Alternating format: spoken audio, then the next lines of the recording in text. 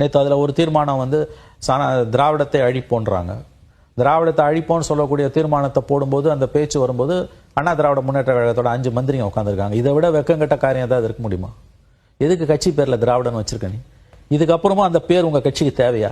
இன்னைக்கு காலையில் மோகன் பகவத் RSS தலைவரோட பக்கத்தில் நின்று ஏதோ ஒரு நிகழ்ச்சியில் குத்து விளக்கு ஏற்றுறாரு SP வேலுமணி.